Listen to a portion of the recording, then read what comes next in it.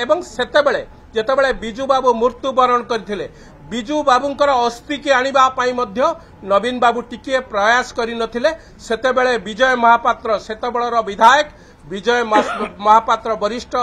सेतेबेलर बिजू जनता दलर नेता थिले घनिष्ठ सहयोगी बिजू बाबूंकर घनिष्ठ सहयोगी विजय महापात्र बिजू बाबूंकर अस्थि की आनी एबे जो घरे प्रताप देव रहउचंती विजय महापात्र सेतेबेले सेही घरे रहउतले बिजू बाबूंकर अस्थि की आनी से घरे साइती रखिथिले एवं 3 वर्ष पर्यंत नवीन बाबू को कहवा सत्वे से अस्थि की विसर्जन करि नथिले विजय महापात्र से अस्थि की विसर्जन करथिले ए होची नवीन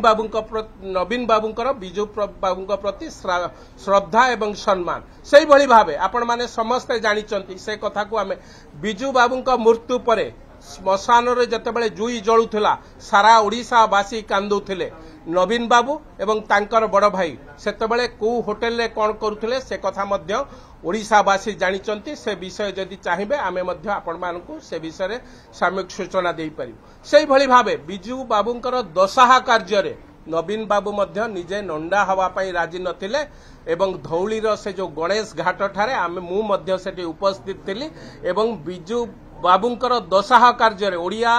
दशहा कार्य रे बापा मले पुओ नंडा हुए एक कथा को से राजी हेइ नथिले परवर्ती समय रे बहुत प्रेशर परे तांको भौणीकर एवं विभिन्न राजनैतिक लोकंकर प्रेशर परे से नंडा हेइतिले ए होची बिजू बाबूक प्रति नवीन बाबूंकर स्नेह श्रद्धा जो कथा आपण माने आज देखुचंती।